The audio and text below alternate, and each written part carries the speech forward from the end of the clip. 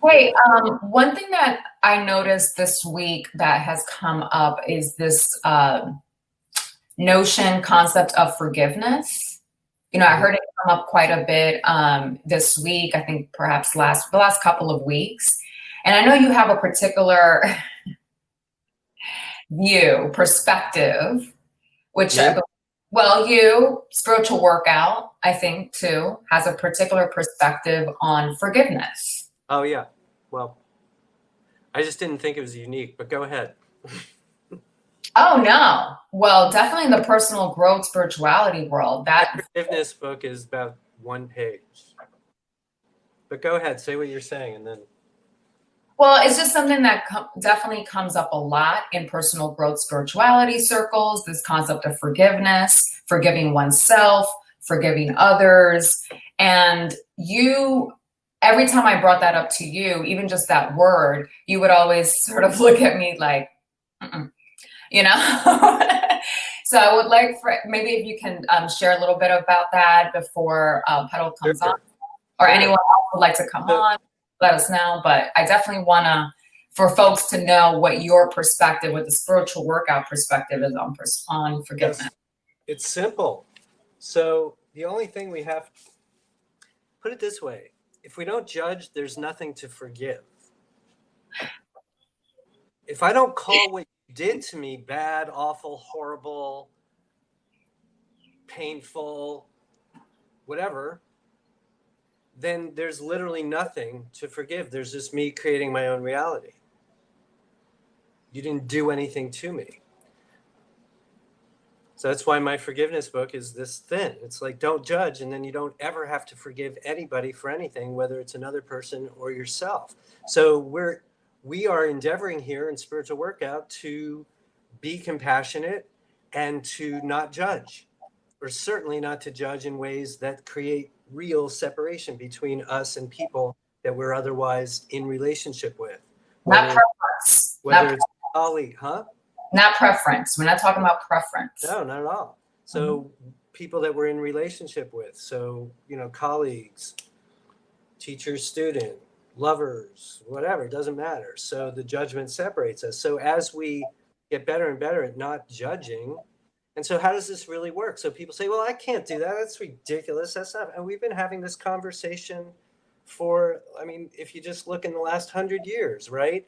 Gandhi was like nonviolent. Martin Luther King, nonviolence. It's not about what they are doing. Be something else. Create a different thing, right? And then people are like, well, no, I can't do that in this instance, and not in this instance. Yeah, but okay, so people are yeah butting and then tripping all over themselves about how to forgive. It's like, well, go back to where you first had the but. The but was I have to make a judgment in this case because this situation calls for it. In my I don't live by the buts. In my mind, there are no buts. That's what this practice is all about. It's not the law of attraction is on sometimes. It's not judgments separate us sometimes. It's not be compassionate when it's convenient, right? And I think so we get ourselves all twisted up in knots over forgiving when all we really have to do is release the judgment. I've been through this a zillion times, really feeling very much, you fucked me over, you fucked me, you fucked me. It's like, and you can feel it if you're willing to go through that. It's like, all right, let's just break this down a little bit. What did you do? Why am I so mad? Well, because it was cruel. Now, you could line up 100 people who might agree that it was cruel, but it's still my judgment. And I've created a reality where somebody's being cruel to me. Is that my responsibility or theirs?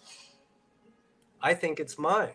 If I'm practicing taking responsibility, if I'm practicing non judgment, then they didn't do anything to me. I created a situation where I was treated in a cruel way.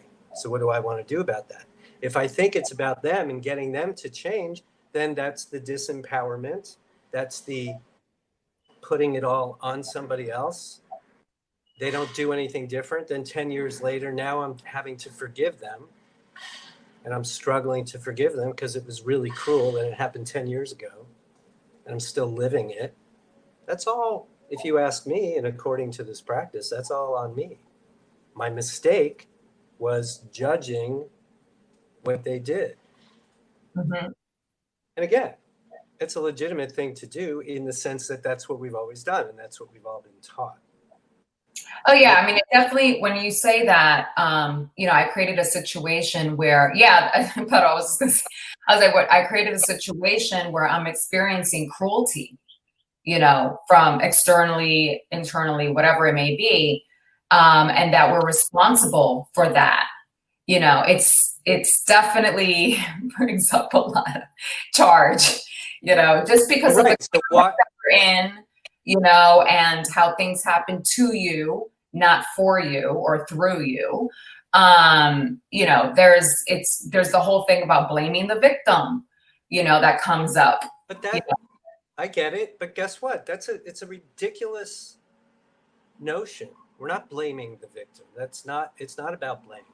right. Well, because responsibility and blame tend to get conflated. But So, as a conscious being, you can't blame another person and then also believe that you create your own reality. Those two things don't coexist. You kind of have to believe one or the other.